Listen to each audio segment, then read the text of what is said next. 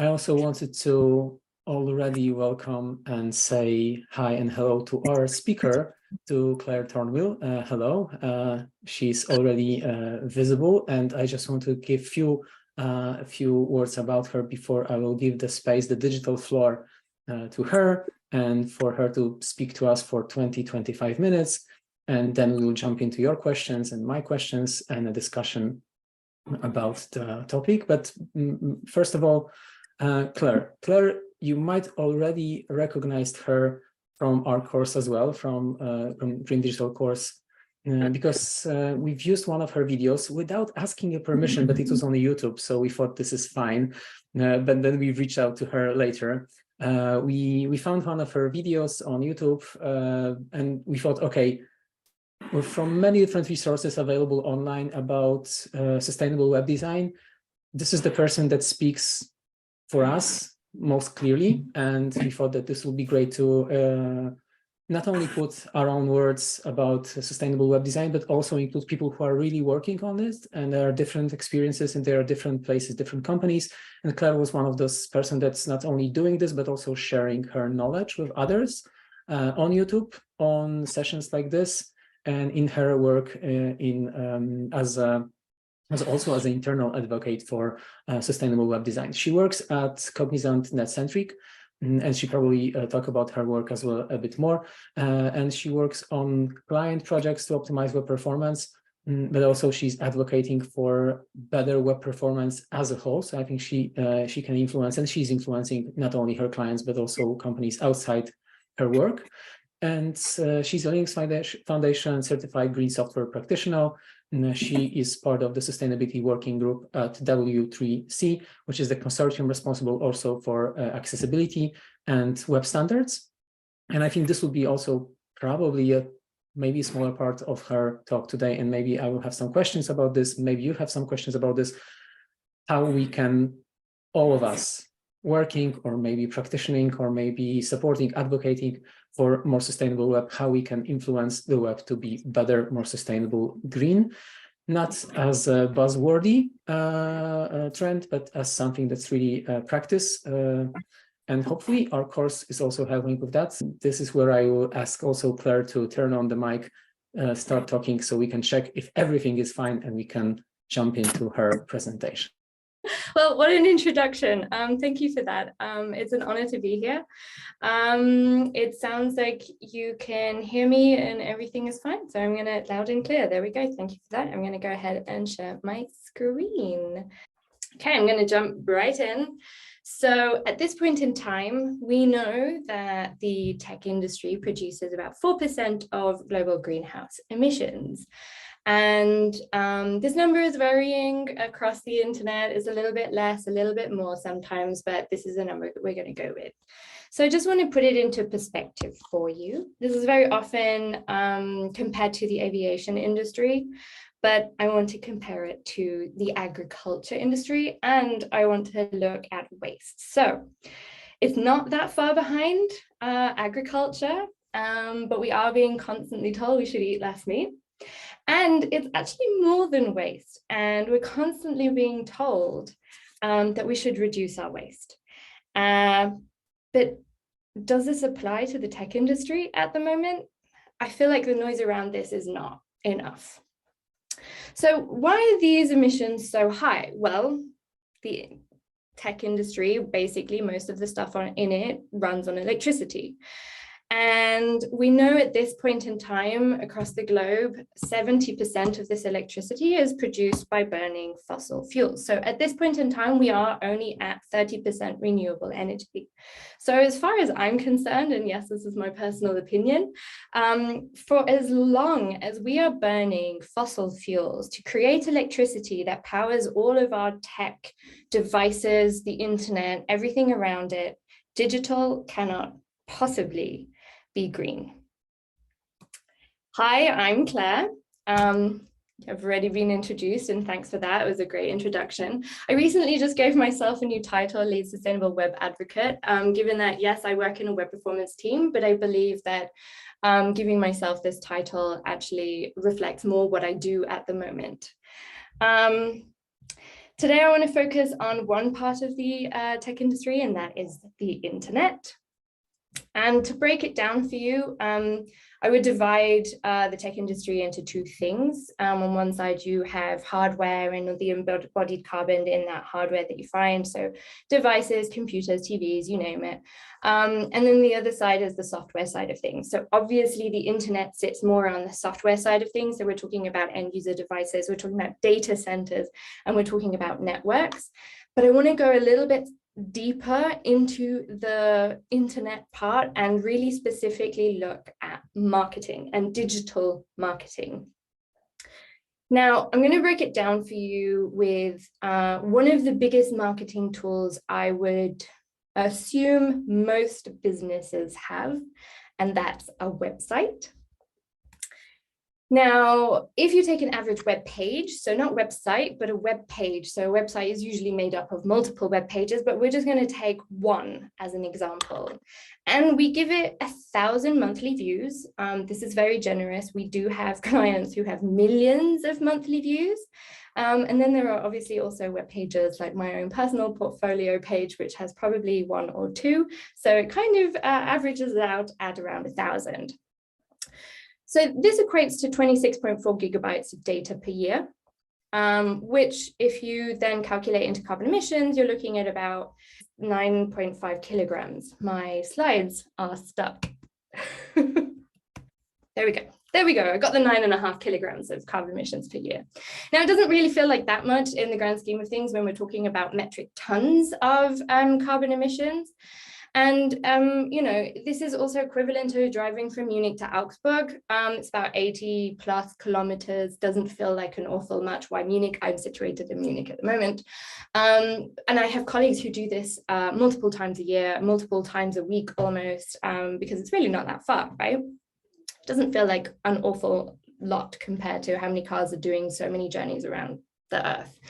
Now, if you put this into perspective again, and you took every single web page that is on the internet right now, we are looking at 30 billion. For some reason, my slides are just stuck, and I apologize for this.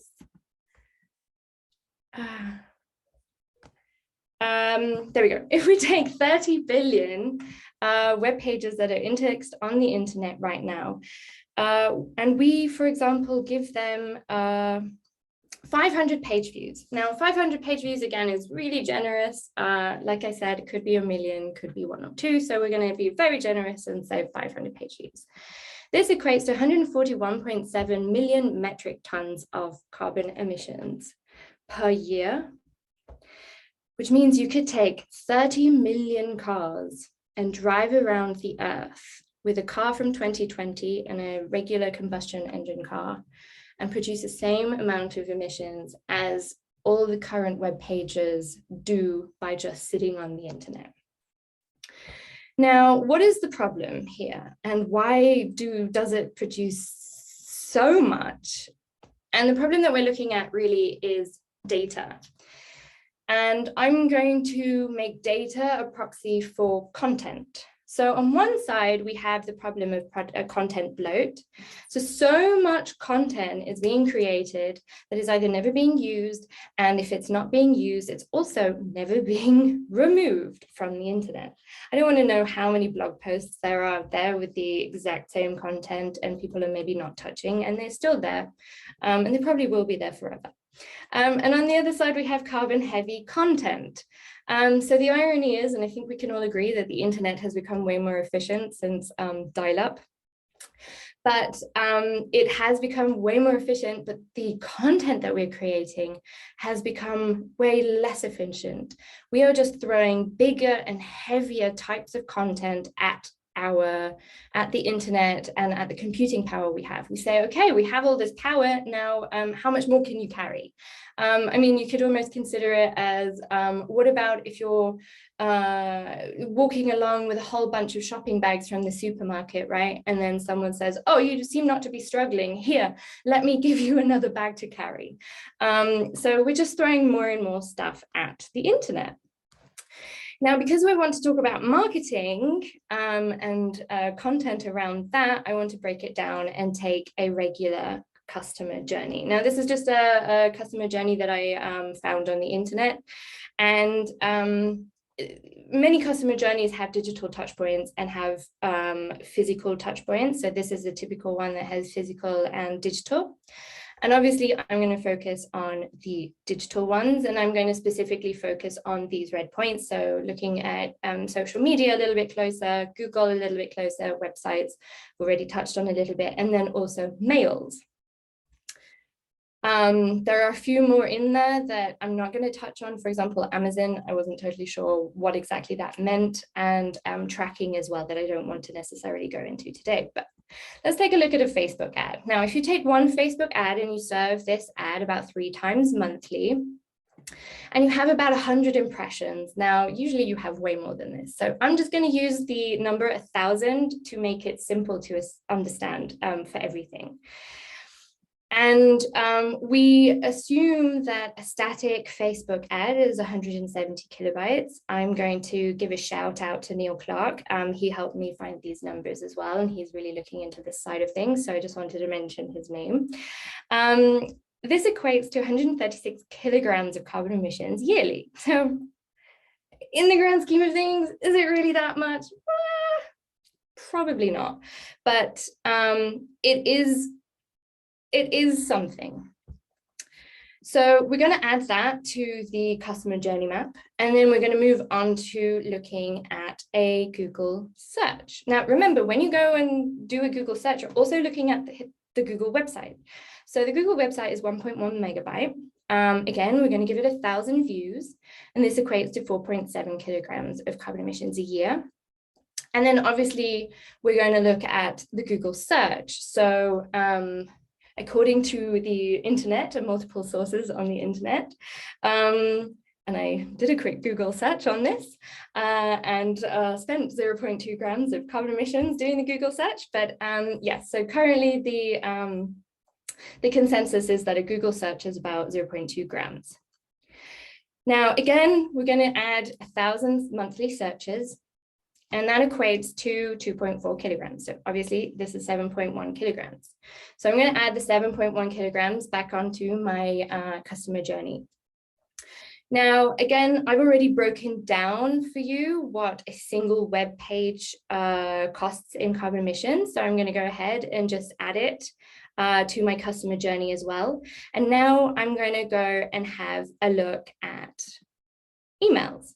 So I put mail and reminder and newsletter into one category of emails generally. I did a very quick search just the other day. I downloaded 10 different newsletters and emails from different businesses. It's not a big sample, but I averaged out that they usually weigh around 75 kilobytes.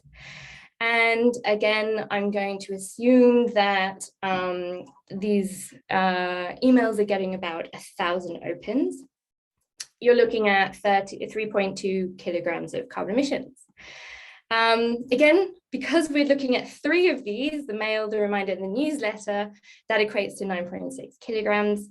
And I'm going to add this as well. So I've now calculated for each step of the user journey how many kilograms of carbon emissions we're producing on this marketing campaign, just the digital side of it. And I calculated that we're looking at 171.7 kilograms of carbon emissions yearly. What you see is the surprising amount actually sits with social media, and that's actually inspired me to go look deeper on this. I haven't done it yet. It's definitely on my agenda, but it actually sparks this interest in me that I want to definitely dig deeper in that, because it's quite a lot more than everything else on this user journey. Now, again, we've been talking about a business that has 1,000 customers. What if we take this number and we apply it with 1 million customers? And we have clients who have 1 million, if not more, customers. Like, just think of the really big brands. And 1 million can be generous as well. This is 1.7 metric tons of carbon emissions, and we're only talking about 1 year of marketing and simple marketing. So I've really broken it down into a very simple digital user journey with its digital touch points. This is 1 year of marketing with one business. That is the equivalent of flying from Munich to Kuala Lumpur. So again, we're constantly being told we should stop flying as much, but our marketing team is being told they should, reduce on their campaign efforts, maybe do one less ad here, one less ad there. If you ask me, I don't believe this is a conversation that's happening yet, which is why I want to start the conversation, and I'm starting the conversation here. So how do we even get these numbers? And I've thrown a bunch of numbers around, and how did I even do any of these calculations? So the first place I usually start is obviously starting with measuring the status quo, and I very often use EcoGrader. Now I urge you to go into this QR code and open up EcoGrader and test your own website, test your business website, whichever website you want to test, essentially. And it will give you a nice overview of what the carbon emissions per page view is of the website, and what how many megabytes large it is. Now, why I've been talking about megabytes and kilobytes, etc. This is at the moment how things are calculated. So at the moment, we're looking at data transfer over the wire as being one of the big things that we measure. And there are a few more things like network energy intensity, data center energy source. So if you've heard about green hosting, which I talked about in my video in the digital green skills course, and then carbon intensity of electricity. So it also matters where you are. And then obviously the amount of traffic, website traffic that you're getting. Now, the tool that I showed you is limited to websites. How do I get my calculations? Well, I use sustainablewebdesign.org. They have a bunch of values that you can use. These are currently what one would consider industry standard. I think Molly is going to share the link in the chat, but there will also be a follow-up email with more information and all the links that I will be talking about. But this is a really good place to start. It does give you different values. And so I built my own little calculator out of it, because obviously the page that I showed you is only for websites, but I wanted to go deeper, and I wanted to look at like the kilobytes and the megabytes of how much an email weighs, or how much a Facebook ad weighs. And so once you have the value of megabytes and kilobytes, then you can start calculating what the carbon emissions are of that. So once you've done your calculation and you've found your status quo, the next thing you can start doing is begin to optimize. So what is it that we can do as designers and developers and marketers and business people and everyone and anyone when it comes to digital? Well, to address content bloat, what we can start doing is have content and feature life cycles in place. So sometimes we have landing pages that are only relevant for a certain amount of time. Well, when it's no longer relevant, take it off the internet. Same goes for blog posts, same goes for articles. There are a lot of articles about technology, but technology is ever changing and changing so fast that the content there's a lot of content out there that is no longer relevant to the technology that exists today, right? So does it really need to be there? Which brings me to step number 2, which is remove the stale content, remove the stuff that's, I mean, we use all these analytics tools to know where our customers are looking and what are they clicking, and we know what they're not looking at. So if they're not looking at something, you know that you can just get rid of it and it won't have any impact on your customer. Step 3 would be to really invest in UX research and discovery. So sadly, one of the things that I see very often, I have a product manager background, and very often what I've seen in product teams is that when the budget is small, the UX designers are the first to go. And I think this is absolutely the wrong approach, because if you really do your homework and you do it well, you will know exactly what you're building will be valuable, it will be usable, and it will also be ethical. So when we're talking about ethical, this brings me to carbon heavy content. So I want to talk about responsible design. So very often we're building campaigns and content with a specific intention. And this is done for a specific user. So we know who our user is, we do the research, we get this specific user to test the content, and we're all happy. But very often what we don't do is consider, what are the unintended consequences? What are the things that people are going to use, or how are they going to use our campaign in the wrong way? So I know that a couple of years ago, there was a campaign, for example, with for e-cigarettes, and the campaign they used for the marketing was using like young and hip and cool millennials. And the unintended consequences is that then e-cigarettes looked very interesting to a young community of kids.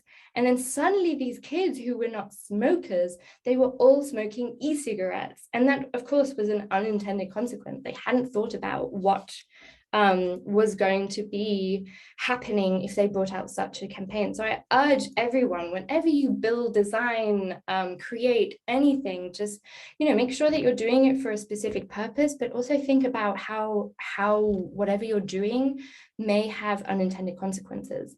Which brings me obviously to be mindful about the content that we create, and also being mindful about the campaigns that we build. And then the final thing is that we should also be mindful about tracking all the data that we are and all our third parties, because this is also very heavy for our web pages and has implications for web performance, but also web sustainability. And then finally, I want to talk about how the benefits of all this sustainable marketing is. So on one side, you've got customer satisfaction. So if you're streamlining and you're making your user journeys intuitive, you're also increasing your conversion rates because you're making everything way more efficient, and loading as well. SEO and performance is improved. Your search ranking improves if you have good core web vitals, which is a web performance, a couple of web performance metrics. So you actually go up in the SEO rankings because of a very efficient website. Also accessibility. If you're creating campaigns that are super heavy in megabytes, or websites that are super heavy in megabytes, you're excluding people who don't have access to endless data plans, don't have access to a really efficient network, and you're excluding these people from your campaigns. And then at the end of the day, you also have reduced costs. So you're minimizing the transferred data to each user, which is reducing your bandwidth costs. And obviously, at the end of the day, you're also, you have your direct carbon savings. So the final step I want to talk about is also shifting responsibility. So for the longest period of time, we as individuals have been told that we need to stop eating meat. We need to reduce our waste. It comes back to the two industries that I mentioned at the very beginning. And we as individuals need to do every little, because every little counts. Now, I just learned this the other day and I found it really interesting. The first carbon calculator to calculate your own carbon footprint actually was invented by one of the big oil companies to deflect from responsibility, which takes me to the big corporates and the responsibility they have in climate change. We could argue, you know, the top 100 businesses produce most carbon emissions. And so it's actually their fault. And I think throwing around blame is not helpful, because at the end of the day, who runs these businesses? We do. We are the people who, as individuals, run these businesses. And I was guilty for the longest period of time. I would consider myself someone who is environmentally conscious. I took my zero waste, personal zero waste campaign to the next level in the pandemic, and my poor partner had to suffer through this. But I was guilty of just leaving that at home and not taking it to work with me. And I didn't know how I could apply this at work. In the meantime, I have, and I found an absolute new motivation to come to work, because it means I can push this topic, and I can really feel like my work is now meaningful, and I'm raising awareness every day within the company that I work for, also externally with clients. And it's a very exciting time for me. I feel like I'm busier than ever, but I'm absolutely loving it.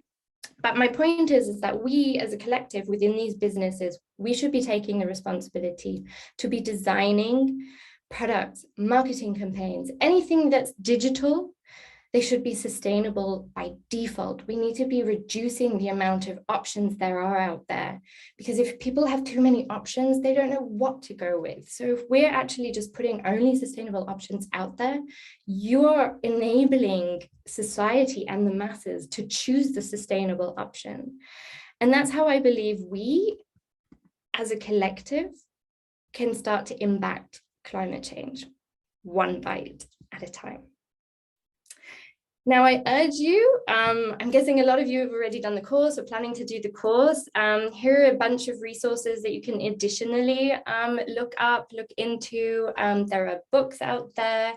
There's the Green Software Foundation, there's the Green Web Foundation. These are really good places to start. Climate Action Tech is a really great community on Slack that I have been utilizing a lot, especially I already asked them today a question and you get a lot of good feedback. And obviously there are some great courses out there, and the Green Digital Skills course, of course, is also a great one. And yeah, if you're interested in continuing that conversation or have any questions or want to learn more or want to collaborate or anything additional, I only believe in collaboration and helping each other out. And that's what I'm doing here. I'm sharing my knowledge as much as I can, because I want everybody to know that digital is not as green as we think it is. So thank you for listening.